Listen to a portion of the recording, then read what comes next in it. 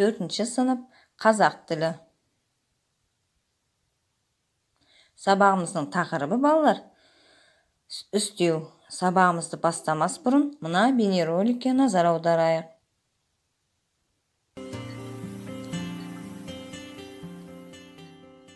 Үстеу қандай сұрақтарға жауап беретінін айтсақ, қақпа ашылады екен. Мен үстеу қандай сұрақтарға жауап беретіні түгілі өзінің не екенін білмеймін ғой. Оны мен білем.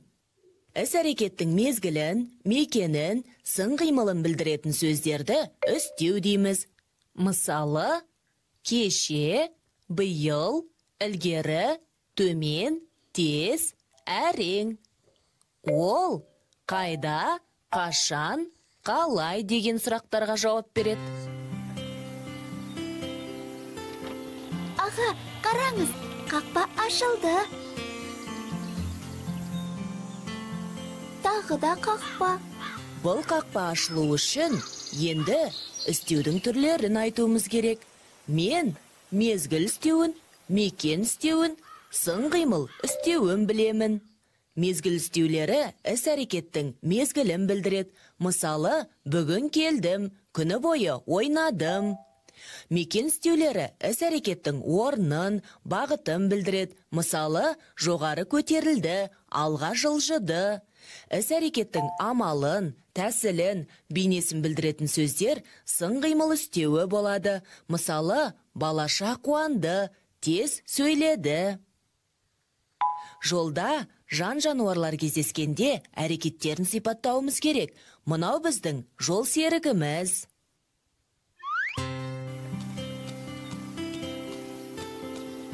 Мәссаған!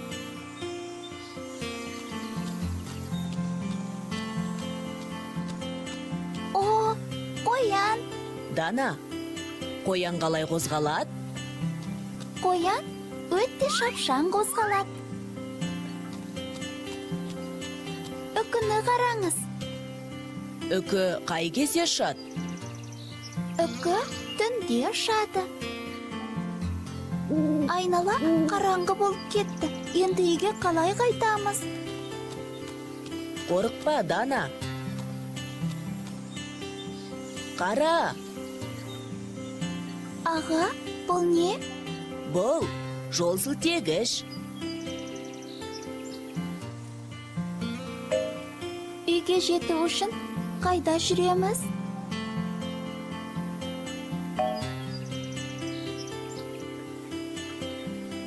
Енді біз қалай қарай жүру керектігін білеміз.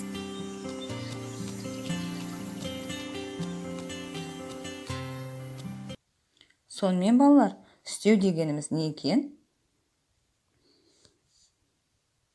Яғни балалар, үстеу дегеніміз іс-әрекеттің мезгілін, мекенін, сын қимылын білдіретін сөз табын үстеу дейді екенбіз. Үстеудің қандай түрлері болады екен балалар?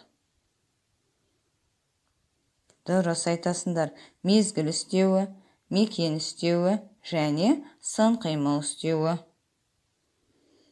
Үстеу қандай сұрақтарға жауап береді екен балалар? Дұрыс айтасыңдар. Қашан, қайда, қалай деген сұрақтарға жауап береді екен. Мезгіл үстеуі іс-әрекеттің мезгілін білдіреді екен. Мекен үстеуі іс-әрекеттің орнын, бағытын білдіреді екен. Сын қимыл үстеуі амалын, тәсілін білдіреді екен. Бірінші тапсырма. Қазақстан экономикалық кедергілерге қарамай, қиын да күрделі шешім қабылдады. 1997 жылы республиканың астанасы Ақмолаға көшірілді. Бұл шешім басқа елдерді де таң қалдырған еді. Аз ғана уақыттың ішінде бұрынғы провинциялық қала адам танымастай өзгерді. Есілді бойлай президент сарайы, парламент ғимараты, Қаншатыр, бейбітшілік пен келісім сарайы, Алау мұз айдыны сарайы, көп қабатты тұрғын үйлер мен ғимараттар жаңаша бой көтерді.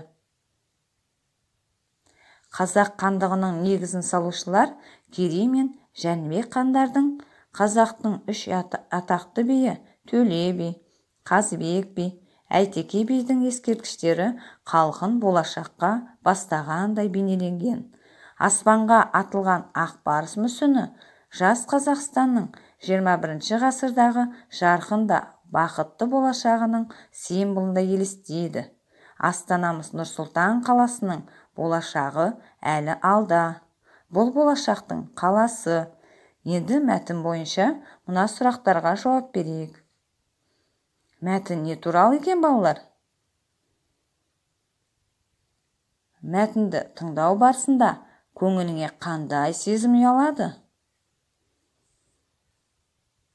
Астана қазіргі Нұр-Сұлтан қаласын неліктен болашақтың қаласы дейді? Мәтіндегі қарамен жазылған сөздерді оқимыз. Келесі тапсырма ребусты шешеміз, балалар. Кәнекей, ойланайық.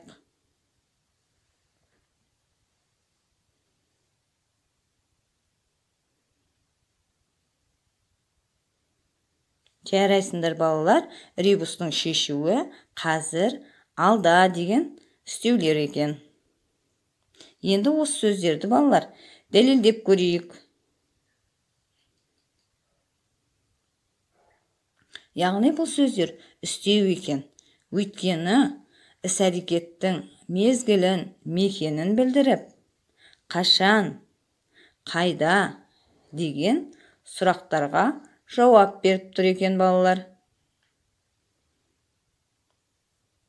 Келесі тапсырма сөздерді оқып, етістіктермен тіркестіріп жазамыз, балалар. Былтыр, күндіз, төмен, кенеттен, жорта, жоғары. Келесі тапсырма жұмбақты көшіріп жазып, шешуін табамыз. Күндіз білінбейді, түнде күлімдейді, балалар. Кәнекей, ойланайық. Жұмбақтың шешуі дұрыс айтасыңдар, балалар. Жұлдыз екен. Жарайсыңдар. Келесі тапсырма, балалар, шығармашылық тапсырма. Бұл жерде сендерге 3 тапсырма беріліп отыр. Бірінші тапсырма істеулерді табамыз. Мына сөздердің ішінен алға, жаңа, ертең, кітап. Екінші тапсырма мезгіл істеуін, мекен істеуін және сын қимыл істеулерін мына сөздермен сәйкестендіреміз. Келесі тапсырма істеулерді қатыстырып сөйлем құраймыз, балалар. Күндіз, бүгін, ақырын, қазір.